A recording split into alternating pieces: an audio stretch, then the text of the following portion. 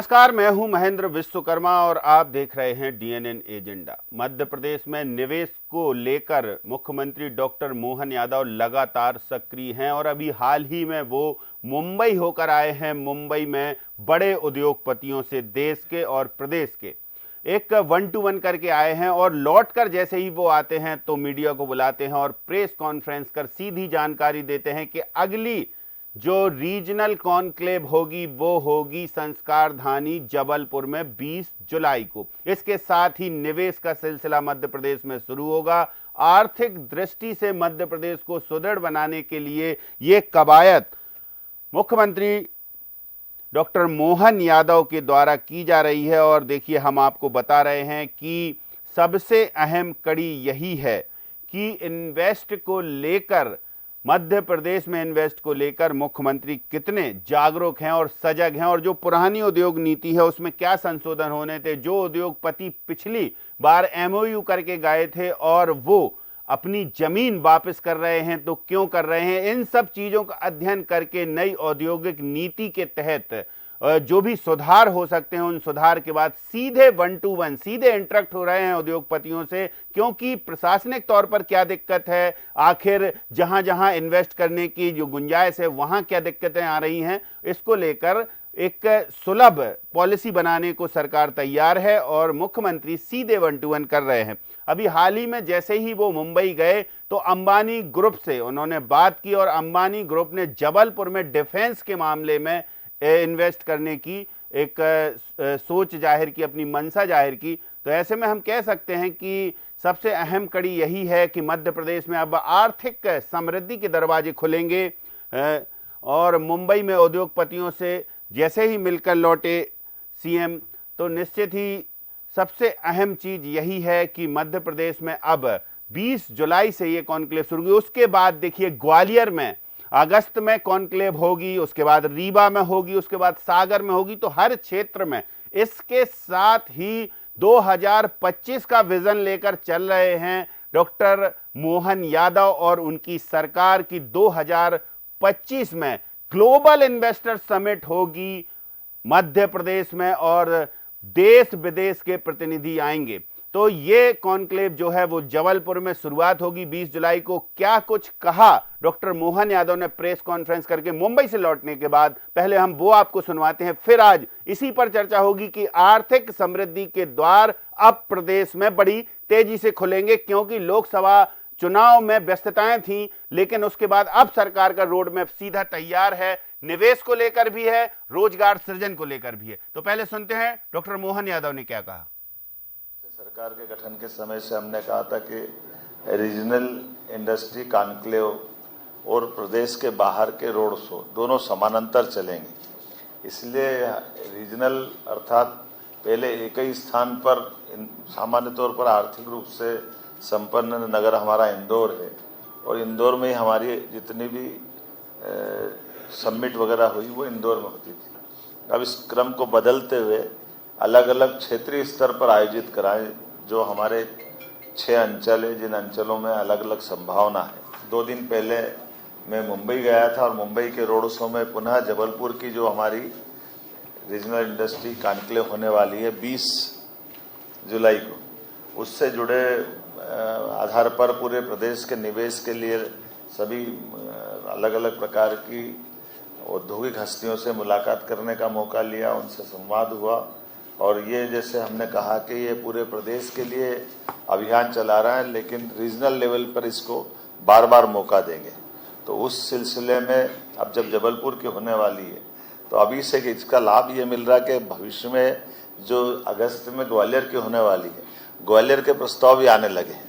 जो दमोह सागर के अंदर होने वाली है, सागर के प्रस्ताव भी आने लगे हैं। इसी प्रकार से रीवा और जबलपुर के लिए भी बड़े पैमाने पर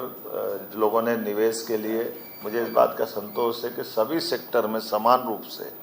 लोगों ने रुचि भी दिखाई और इस बात से सहमत हुए। इसके रिजल्ट भी बहुत अच्छे आएंगे। फिर रोजगार परक इंडस्ट्री के बारे में भी हमने बात की। क्या है, इंडस्ट्रियाँ आए लेकिन रोजगार ज़्यादा लेकर के आए। जितने रोजगार लेकर आएंगे उतना उसका लाभ मिलेगा। तो मोटे तौर पर 20 जुलाई को जो जबलपुर में हमारी इंडस्ट्री कॉन्क्लेव होने वाली है, इसमें केवल जबल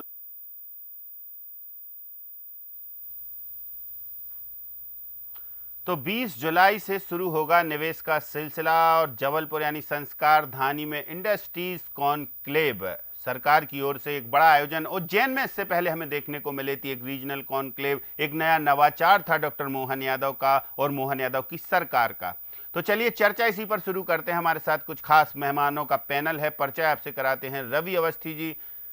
हमारे साथ स्टूडियो में मौजूद हैं। खिलावन चंद्रकर जी वरिष्ठ पत्रकार हमारे साथ जुड़े हुए हैं। डॉक्टर राजेश जौहरी हमारे साथ जुड़े हुए हैं इंदौर से, क्योंकि इंदौर एक हब रहा है इन्वेस्टर समिट का और अब एक नया प्रयोग है कि पूरे प्रदेश में जो क्षेत्र अंचलवार हम इसको कह सकते हैं कि देखिए मालवा, निमाड़, बुंदेलखंड, उसके बाद बिंद, इन सब पर फोकस है डॉक्टर मोहन यादव को। रवि अवस्थी, शुरुआत आपसे ही करेंगे। क्या कुछ खास मोहन यादव जी लौटकर आते हैं, मुंबई में बड़े उद्योगपतियों से मिलते हैं और सीधे प्रेस कॉन्फ्रेंस कर मीडिया को जानकारी देते हैं कि अब इंडस्ट्रीज कॉन्क्लेव अगली 20 जुलाई को जबलपुर में। बिल्कुल महेंद्र जी, हालांकि देखिए, हालांकि इन्वेस्टर समिट तो पहले भी होती रही है और 13,000 से ज़्यादा प्रस्ताव भी पहले आए हैं, लेकिन उनमें से धरातल पे करीब 762 मतलब निवेश इकाइयाँ ही जो है मध्य प्रदेश में स्थापित हो पाई। ये काल अंतर की बात है, लेकिन हालांकि पिछले 10 साल में 3 लाख करोड़ से ज़्यादा का निवेश मध्य प्रदेश में हुआ है इसमें, और 2 लाख से ज़्यादा युवाओं को रोज़गार भी मिला है। लेकिन इस डॉक्टर मोहन यादव सरकार की सबसे ख़ास बात यह है कि देखिए पिछले 6-7 महीने में ये दूसरी रीजनल कॉन्फ्रेंस होने जा रही है। यानी एक तरीके से ग्लोबल इन्वेस्टर समिट जो अगले साल इंदौर में प्रस्तावित है, उससे पहले यानी हर अंचल से इस तरह की रीजनल कॉन्फ्रेंस करके एक तरीके से वो उस नब्ज़ को टटोलने वाली बात है, जो कि वहाँ पर क्या चूँकि एक माहौल भी बनेगा इससे, और दूसरी बात यह है कि वहाँ पर जो तैयारियाँ हैं, चाहे वो जबलपुर हो, इंदौर हो, ग्वालियर हो, और तमाम भोपाल में भी देखिए, ग्वालियर में सितंबर में होना है ये इस तरह की रीजनल कॉन्फ्रेंस। बिंद में भी मुख्यमंत्री जी ने कहा कि बिंद में भी, रीवा में वो कॉन्क्लेव करेंगे, भोपाल में भी होगी, दमोह जैसी जगह में भी उन्होंने कॉन्क्लेव करने की बात कही। तो ये जो दिखाता है कि देखिए कैसे पूरे समूचे मध्य प्रदेश को उसके भौगोलिक क्षेत्रफल की दृष्टि से, वहाँ की जो ज़रूरत है उसकी दृष्टि से, तमाम ये रीजनल कॉन्क्लेव में जो चीज़ निकल कर आएगी वो निश्चित तौर पर ग्लोबल इन्वेस्टर समिट, जिसमें 1500 से ज़्यादा प्रतिभागियों के भाग लेने की बात कही जा रही, तो स्वाभाविक तौर पर ये उसकी एक तरीके से तैयारी है। यानी जो ग्लोबल इन्वेस्टर समिट होना है उसकी तैयारी रीजनल कॉन्क्लेव के माध्यम से अंचलवार जो की जा रही है। तो उसमें एक तो क्या होगा कि जो वहाँ के भौगोलिक क्षेत्रफल के हिसाब से, वहाँ के संसाधन के हिसाब से, वहाँ की ज़रूरत के लिहाज से जब उद्योगपति इसमें चर्चा करेंगे, निवेश में अपने संभावनाएं जताएंगे कि वहाँ के कौन से स्थानीय उत्पादों को आगे बढ़ाया जा सकता है। क्योंकि देखिए हर सेक्टर में, अगर मान लीजिए मध्य प्रदेश कृषि प्रधान राज्य है, तो स्वाभाविक तौर पर कृषि से जुड़े जो इकाइयाँ हैं वो कौन से क्षेत्र में ज़्यादा मुफीद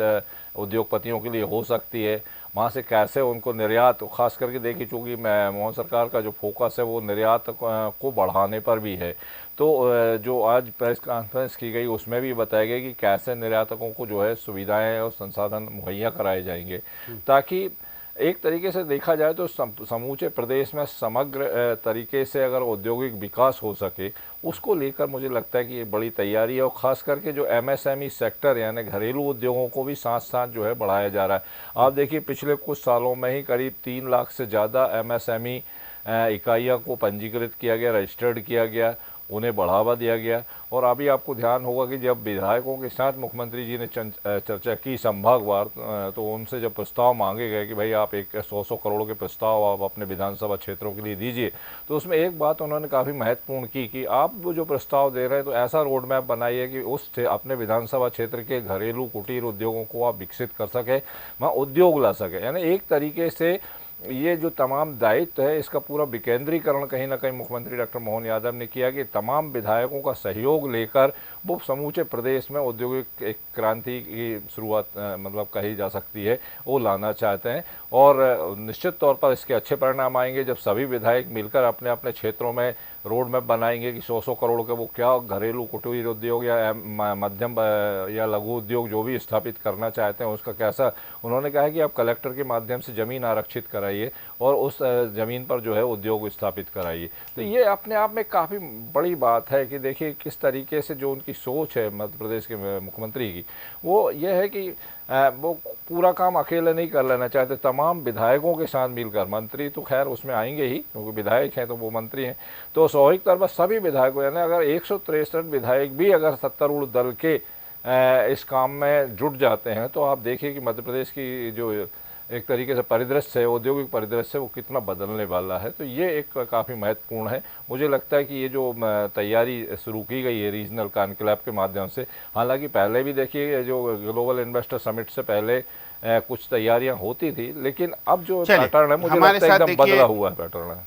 खिलावन चंद्राकर जी भी जुड़े हुए हैं और डॉक्टर राजेश जौहरी जी, तो राजेश जौहरी जी के पास चलते हैं, फिर खिलावन जी से कमेंट लेंगे। डॉक्टर राजेश जौहरी जी, क्या लगता है कि अब ये नए नवाचार जो सरकार के हो रहे हैं, इससे रीजनल लेवल पर कुछ उद्योग स्थापित होने में कुछ सफलता मिलेगी सरकार को, और रोजगार सृजन, चूंकि बेरोजगारी एक बड़ा मुद्दा है प्रदेश के युवाओं के लिए, तो ऐसे में बाहरी लोग आएंगे या देश के ही बड़े उद्योगपति जाएंगे ग्रामीण क्षेत्रों में या अंचल वाइज, तो वहां पर युवाओं को रोजगार से जोड़ने का एक सकारात्मक प्रयास है सरकार का। कैसे देखेंगे इसको, क्योंकि अभी तक तो देखिए ग्लोबल इन्वेस्टर समिट हमने देखी है, वो भी होगी मध्य प्रदेश में, लेकिन अभी रीजनल कॉन्क्लेव अलग अलग क्षेत्र में, कैसे देखेंगे इसको? देखिए बहन जी, अब तक इन्वेस्टर समिट तो ढेर सारी हुई हैं, कांग्रेस के टाइम पे भी हुई, भाजपा के टाइम पे भी हुई, और इंदौर जो है पूरा तरीके से जो व्यावसायिक राजधानी है प्रदेश की, उसी को फोकस किया जाता था। और वही कारण है कि जैसे अभी रवि जी ने बताया कि 13,000 में से सिर्फ 762 ही धरातल पे आ पाए। अब आप देखिए कि सागर, दमोह, शहडोल, इन जैसी जो कटनी, इन जैसी जगहों पे जब सबमिट होते हैं तो वहाँ का जो सबसे बड़ा बेनिफिट है, वो सबसे बड़ा बेनिफिट है इंडस्ट्रियलिस्ट के लिए कि वहाँ लेबर बहुत सस्ती है, वहाँ पर बेरोजगारी बहुत ज्यादा है और लोग फ्री बहुत ज्यादा हैं, और जो चूंकि लेबर इतनी सस्ती है तो लेबर सस्ती होने की वजह से प्रोडक्शन कॉस्ट अपने आप कम हो सकती है। ये छोटे शहरों की अपनी खासियत है, स्पेशली सागर और दमोह और कटनी की बात अगर करते हैं, हम शहडोल की बात करते हैं। तो एक बात और है कि इतने सालों से जो है सिर्फ बड़े शहर को ही फोकस किया गया, इस बार नवाचार करते हुए जो इन्होंने इससे पहले भी उज्जैन ले गए थे और उज्जैन के बाद अब जो जबलपुर जा रहे हैं और सागर की बात कर रहे हैं, तो देखिए इतने समय से एक एक्सपेरिमेंट चल रहा था, वो उससे काम तो हुआ, काफी कुछ इन्वेस्टमेंट आया, लेकिन कुछ ना कुछ नवाचार करने में कोई हर्जा नहीं है। अब उन्होंने एक नया तरीका किया, हो सकता है कि इस नवाचार से जो है जो इंडस्ट्रियल ग्रोथ को ज्यादा पर लग जाए, हो सकता है कि और अच्छी इंडस्ट्रीज आ जाएं, और सबसे बड़ी बात यह है कि वो इसका जो सबसे बड़ा विजन मुख्यमंत्री जी का जो हमें लगता है या सरकार का लगता है कि वो जगह है, जैसे सागर है आज भी पिछड़ा हुआ है, दमोह है आज भी पिछड़ा हुआ है, तो आज कम से कम शहडोल है, फिर भी चलो आसपास उसके कोयले की खदानें हैं, थोड़ा बहुत आगे बढ़ गया है, लेकिन ये जो कुछ शहर ऐसे हैं जो बिल्कुल पिछड़े हुए हैं, और पिछड़े इसी कारण से है कि वहाँ की इकोनॉमी बिल्कुल कुछ भी नहीं है। तो आज कम से कम ये जो इंडस्ट्रियलिस्ट वहाँ आएंगे और किसी के भी इतने 100, 200, 500 लोग जो आएंगे उसमें से 2-4 का भी मन आ गया तो वो अच्छा। दूसरी बात आपको बतानी थी कि जो छोटे शहरों में ऑलरेडी सब जगहों पर इंडस्ट्रियल एरिया हर जगह होता है, औद्योगिक क्षेत्र हर जगह होता है, हर जगह इंडस्ट्रीज होती हैं। जैसे सागर को ही ले लें हम, तो चनाटोरिया, उनका जो चनाटोरिया एक काफी बड़ा इंडस्ट्रियल एरिया है, उसमें आज की स्थिति में देखा जाए तो 5% इंडस्ट्री भी वो नहीं है, मतलब चालू नहीं है, सब बंद हो चुकी हैं। तो इन्वेस्टर समिट तो अच्छी चीज है, नया इन्वेस्टमेंट आए। ऐसे ही हम पीतमपुर को देखेंगे, ऐसे ही मंडीदीप को देखेंगे, आपको बंद फैक्ट्रियों की संख्या लगातार बढ़ती जा रही है। क्या होता है कि इसके पीछे अपन किस सरकार को दोष नहीं देंगे, कई औद्योगिक जो घराने होते हैं, उद्योगपति होते हैं, उनका मेन उद्देश्य ये होता है कि जितने साल सब्सिडी मिलेगी, जितने साल सारे फायदे मिलेंगे, वो फायदे जैसे ही कंप्लीट हुए वैसे ही फिर वो लॉस दिखाना शुरू कर देते हैं, और लॉस दिखाना शुरू करते करते एक दिन बंद कर देते हैं, फिर किसी नई जगह जाके सरकार से जमीन लेते हैं, वहां पर इंडस्ट्री खोलते हैं, फिर वहां से फायदे लेते हैं, फिर 7 साल 8 साल जितने का भी वो विंडो पीरियड होता है उसका। राजेश जौहरी जी हमारे साथ जुड़े हैं जी, उनसे एक कमेंट लेते हैं। खिलावन जी, क्या लगता है कि जो ये सरकार का विजन है, इसको हम ये कह सकते हैं कि अब नए सिरे से सरकार ये समझ रही है कि जैसे रवि जी ने कहा, डॉक्टर राजेश जौहरी ने कहा कि कम से कम जो पुराने अनुभव हैं कि इतने हजार एमओयू हुए थे और उसके बाद अमल में थोड़ा कम आए, उसकी तुलना में बहुत कम आए, तो अब ऐसे में डॉक्टर मोहन यादव इस बात को भली भांति समझते हैं, जो प्रशासनिक अमला है उन्होंने इसकी जानकारी दे दी, इसीलिए अब वो 1-to-1 इंटरेक्ट हो रहे हैं उद्योगपतियों से, डायरेक्ट कम्युनिकेशन। कोई अधिकारी कर्मचारी या ऐसा नहीं है कि नहीं अधिकारी तो सिर्फ रूपरेखा तैयार करेंगे, लेकिन उनका कहना है कि अब हमने जो खामियां हैं उन खामियों को दूर करने का प्रयास किया है और अब हम आगे चल रहे हैं। निश्चित रूप से मुझे लगता है मोहन सरकार ने जो कदम उठाया है, बॉम्बे में सब उद्योगपतियों को बुला के एक तरह से शुरुआत जिस तरह से हुई है, 1-to-1 चर्चा हुई है, गोल में चर्चा हुई है, टेबल में चर्चा हुई है, तो मुझे लगता है कि जो 20 जुलाई को जिस तरह से जबलपुर में आयोजित है या 2025 के फरवरी माह में भोपाल में समिट आयोजित है, इन सब के लिए एक तरह से उन्होंने न्योता दिया है उन लोगों को। साथ ही कहा है कि जिस तरह मध्य प्रदेश में सरकार ने बजट में प्रावधान किया है, जिस तरह से सरकार ने जो है सुविधाओं को जिस तरह से देने की बात कही है कि सारी सुविधाएं उपलब्ध होगी मध्य प्रदेश में, आप आइए, अपना निवेश कीजिए, व्यापार कीजिए और देश के विकास में मध्य प्रदेश देश के जीडीपी में मध्य प्रदेश का योगदान बढ़ाने के लिए भी उन्होंने कदम बढ़ाने की बात कही है। मुझे लगता है यदि पिछले कुछ वर्षों में जो समिट हुए थे, जो भी ग्लोबल समिट हुए या इन्वेस्टर समिट हुए, मुझे लगता है कि उन पर भी फोकस करना चाहिए। उन पर जिन लोगों ने निवेश नहीं किया है, वायदा करने के बाद, प्रस्ताव देने के बाद इस क्षेत्र में नहीं आए हैं, उन पर भी दोबारा जो है फोकस होना चाहिए, ताकि वो जो कठिनाइयां उनको आई है, उद्योगपतियों को जो कठिनाइयां आई है उसका निराकरण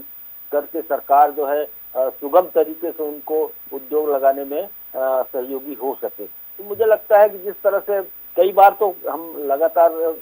देखते रहते हैं कि 12-13 हजार अभी तक आयोजित लोगों को बुलाया गया है, प्रस्ताव आए हैं, लेकिन वो अमली जामा जब पहनाया जाता है तो बड़ी मुश्किल से 500-700 उद्योगपति ही उतना उद्योग स्थापित कर पाते हैं, जबकि सारी सुविधाएं हैं, जमीन है, पानी है, यातायात की सुविधाएं हैं, कई जहां अभी सुविधाएं नहीं है, जिन औद्योगिक क्षेत्रों में वहां सुविधाएं विकसित की जा रही है, और यदि बड़े उद्योग लगते हैं तो सरकार उस पर ध्यान देके उसको और विकसित कर सकते हैं। मुझे लगता है कि न सिर्फ मध्य प्रदेश के विकास में, रोजगार के सृजन में, मध्य प्रदेश के औद्योगिक विकास दर की वृद्धि में इस तरह के समिट से फायदा हो सकता है। और आने वाले दिनों में यदि सरकार ठीक तरह से काम करती है, उद्योगपति सरकार के जो प्रस्ताव हैं, सरकार के द्वारा जो सुविधाएं दी जा रही है उनको स्वीकार करके उद्योग लगाते हैं, तो निश्चित रूप से मुझे लगता है कि मध्य प्रदेश की प्रगति होगी। लेकिन कहना यही होगा मुझे कि सिर्फ कागजों में प्रस्ताव न लाया जाए, बल्कि उसको जमीन पर उतारने का प्रयास भी होना चाहिए। और जो कठिनाइयां उद्योगपतियों को आती है मध्य प्रदेश में इन्वेस्टमेंट के बाद, चाहे वो लाइसेंसिंग पद्धति पे हो, चाहे वो और दूसरे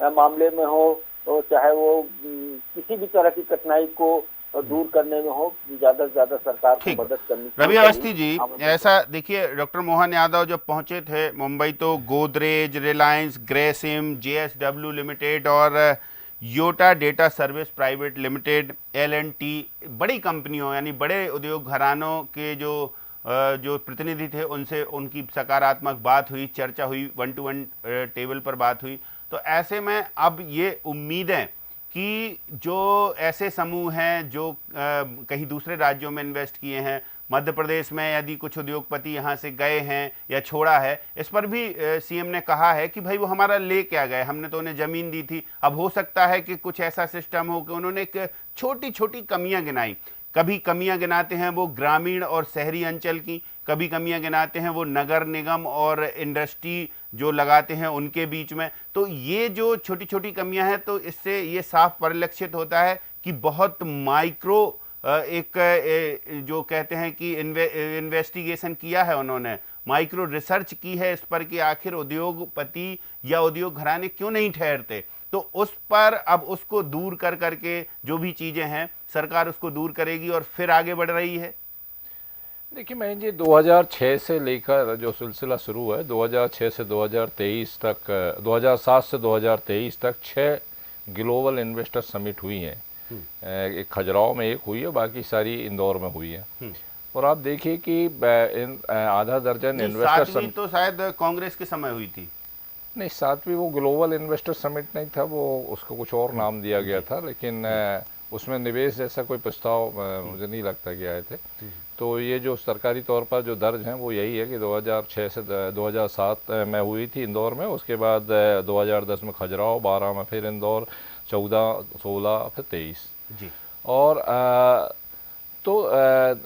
इसमें जो करीब देखिए, जैसे पहले खैर गिनती बता चुके हैं, करीब 13,388, तो वो आए और वो तमाम वो एक अलग बात है। लेकिन जो उद्योगपतियों के जो जिसकी संकेत आपने दिए, देखिए जाहिर बात है कि जो परेशानियां आई उसको लेकर सरकार ने बार बार अपने इस नीति में संशोधन भी किया, सिंगल विंडो सिस्टम भी बनाया। फिर उसके बाद सिंगल विंडो के बाद आपको ध्यान होगा कि पिछले साल जो ग्लोबल इन्वेस्टर समिट हुआ, तो फिर उन्होंने कहा कि नहीं, पहले आप निवेश करिए, किसी तरह की अनुमति की ज़रूरत नहीं है। यानी सरकार भी अच्छी तरीके से समझती थी कि दिक्कतें कहाँ हैं, तो उन्होंने उद्योगपतियों की उस समस्या को समझा और फिर कहा कि नहीं, आप बिना एनओसी पहले आप निवेश कर सकते हैं और उसके बाद बाकी की प्रक्रिया 3 साल के दौरान जो है आप कर सकते हैं। ये इतनी तक सुविधा उद्योगपतियों को दी है, क्योंकि प्रशासनिक तंत्र में जो अड़चने, जो रोड़े अटकाए जाते थे, वो किसी से छिपे नहीं है। तो स्वाभाविक तौर पर उससे निजात दिलाने का काम किया और यही वजह है कि इन तमाम प्रयासों के बावजूद 10 साल में 3 लाख करोड़ का निवेश तो कम से कम हुआ। हालांकि कई दिक्कतें आई, तो फिर अब उन दिक्कतों को और कैसे दूर किया जाए, जो समस्याएं उद्योगपतियों ने बताई हैं, स्वाभाविक तौर पर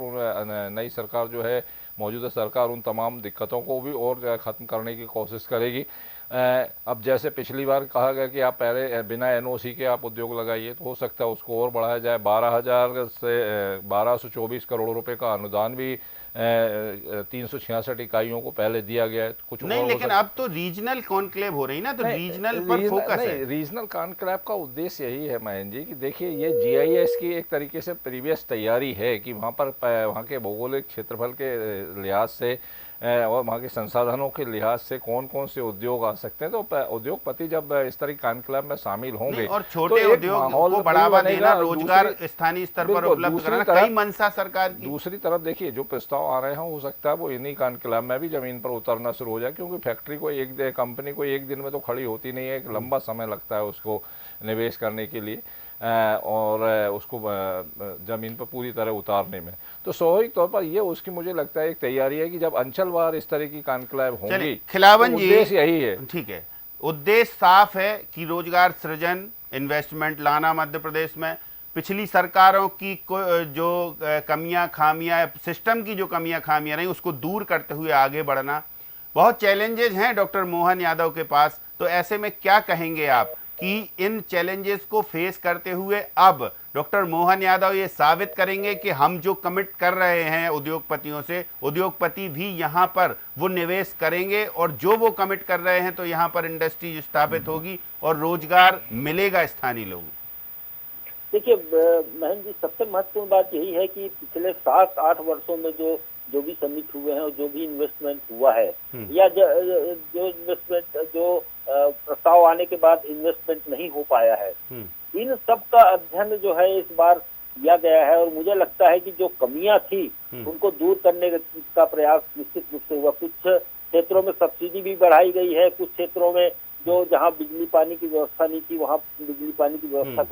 कर दी गई है। और जो लाइसेंसिंग प्रणाली है, जो सिंगल विंडो प्रणाली के माध्यम से जिस तरह से बात कही गई थी, अब तो यह भी सुनिश्चित कर लिया गया है, तो आप तो उद्योग लगाइए, बाकी हमारा काम, हम आपको किस तरह के सरकार की मंशा साफ है कि आप उद्योग लगाइए, बाकी हम पर छोड़ दीजिए। और डॉक्टर मोहन यादव कह रहे हैं कि जब हम सीधे कमिटमेंट करेंगे तो फिर उसमें बिचौलियों की बहुत ज्यादा भूमिका नहीं रहेगी, गुमराह करने वालों को कहीं छोड़ेंगे नहीं। सीएम सख्त हिदायत भी दे रहे हैं प्रशासनिक अपने अमले को। डॉक्टर राजेश जौहरी, वो जो अपना इस मामले में ये बात सही है कि जैसा अभी अपने से थोड़ी देर पहले अपने डिस्कशन हुआ कि पिछले जो इतने सारे प्रपोजल आए थे, इतने सारे प्रस्ताव आए थे और उनको उन पर जो अमली जामा नहीं पहनाया गया, तो उनसे कहीं ना कहीं सबक तो लिया होगा और हर केस की अपनी अलग कहानी होगी, ये भी पक्की बात है। बिल्कुल ऐसा नहीं है कि सारे लोग हर केस में कोई गलती होगी। किसी केस में ये हुआ होगा कि वो गए किसी सरकारी अधिकारी ऑफिसर के पास गए या उस ऑफिस में गए जहां पर सिंगल विंडो सिस्टम की बात थी और वहां गए और रिस्पॉन्स नहीं मिला तो उनको ईगो हर्ट हुआ और चले गए। किसी केस में कुछ होगा, किसी केस में कुछ होगा। तो ऐसे जब केस वाइज जो स्टडी हुई होगी, वो सब जो आईएएस हैं, उनके पीएस हैं, उन लोगों ने सब देखा ही होगा, इंडस्ट्रीज वालों ने भी और सीएम ऑफिस के जो पीएस हैं उन्होंने भी देखा होगा कि कहाँ कहाँ पे क्यों गड़बड़ियां हुई हैं। एक दूसरी बात ये, इससे भी बड़ी बात, जब सीएम ने जो हिदायत दी, सीएम ने जो किया कि अपने मातहत जो लोग हैं उनको सब समझाया, लेकिन उससे बड़ी बात ये है कि हालांकि ऐसा बोलना नहीं चाहिए, लेकिन कई बार ये होता है कि उद्योगपति इस चक्कर में बार बार जैसे फोन आ रहे हैं उनके मिलने वाले जो अधिकारी होते हैं कि भैया आपको आना है, तो चलो 2-3 दिन अपन घूम फिर के आ जाओ। अपन ये भी होता है कई बार कि जबलपुर जा रहे हैं, चलो जबलपुर घूम के आ जाते हैं, तो ये भी होता है। इसलिए हमको जो जब भी ये गवर्नमेंट ये काम करती है, क्योंकि हमने ग्लोबल इन्वेस्टर समिट में देखा, कुछ विदेशी लोगों से बात हुई तो उन्होंने कहा कि भाई मुझे तो ताजमहल देखना था, तो इस बहाने में हम लोग यहाँ भी आ गए। तो ये जो विषय है, क्योंकि सरकार बहुत खर्च करती है, सरकार का काफी इन्वेस्टमेंट होता है और उससे बड़ी बात ये है कि जनता को बहुत सारी उम्मीदें हो जाती हैं। जैसे रोजगार की बात, अभी कई इतने रोजगारों का सृजन होगा, जैसे मुख्यमंत्री जी ने कहा कि हमने कहा सबसे पहला तो रोजगार है। अब क्या हो रहा है, फैक्ट्रियां जो भी लगती हैं, अब उसमें एक और समस्या है। अपन पीथमपुर औद्योगिक क्षेत्र चूंकि करीब से हम लोग देखते हैं, वो फैक्ट्रियां जो आती हैं वो लोकल लोगों को जब भर्ती निकालती हैं, इंटरव्यू करती हैं, तो जैसी अगर आधार कार्ड और वो जो उनकी बायोडेटा में लोकल एड्रेस है तो बचते हैं उनको लेने से। उसका एक बहुत बड़ा कारण है, इसलिए बचते हैं लेने से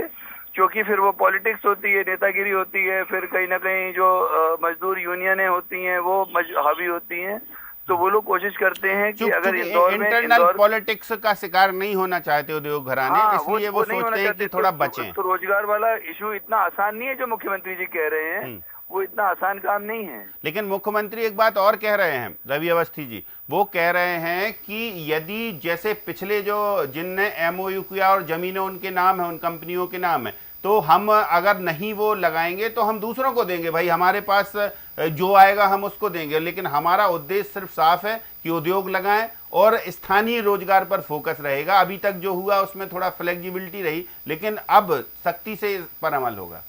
हाँ बिल्कुल महेंद्र जी, हालांकि देखिए जो सरकार ने जो बताई जानकारी दी वो यही है कि 2312 एकड़ का लैंड बैंक जो है वो तैयार है। यानी आप देखिए कि नर्मदापुरम जैसी छोटी जगह पे जो है 227 एकड़ जमीन जो है वो उद्योगों के लिए आरक्षित की गई है। इसी तरह धार में एक बात और, लैंड बैंक भी है और उसके बाद सारी परिस्थितियां, बिजली, पानी और जो सहज उपलब्धता, यातायात और सबसे बड़ी एयर कनेक्टिविटी की बढ़ाने की भी बात भी है। समय चूंकि अब समाप्त होता है, इसलिए रवि अवस्थी जी आपका भी शुक्रिया और डॉक्टर राजेश जौहरी आपका भी शुक्रिया, खिलावन चंद्रकर जी आपका भी शुक्रिया। तो रीजनल कॉन्क्लेव 20 जुलाई को जबलपुर में होगी। इससे ठीक पहले उज्जैन में हुई थी, उस पर जो एमओयू हुए थे वो अमल में आना शुरू हो गए हैं। तो अब लोकसभा चुनाव के बाद मोहन सरकार एक्टिव मोड में है। मध्य प्रदेश में सबसे पहला फोकस है निवेश का, आर्थिक दृष्टि से कैसे सुदृढ़ मध्य प्रदेश को किया जाए। इस कवायद को डॉक्टर मोहन यादव ने अपने हाथों में लिया है और मुंबई से लौटकर सीधा बताया कि अब हमारे आगामी क्या रणनीति है और हम कैसे आगे बढ़ेंगे। इसके अलावा इंफ्रास्ट्रक्चर, ग्रामीण विकास, तमाम सारे मामलों को लेकर तो बजट में प्रावधान किए ही गए हैं। तो देखेंगे आगे आगे क्या होता है। इन्वेस्टर समिट या रीजनल कॉन्क्लेव में जो उद्योगपति आते हैं वो कितना कमिट करते हैं और सरकार उन पर कितना भरोसा करती है और वो सरकार पर कितना भरोसा करते हैं, इन सब पर हमारी नजरें रहेंगी। डीएनएन एजेंडा में इतना ही, मुझे दीजिए इजाजत, नमस्कार।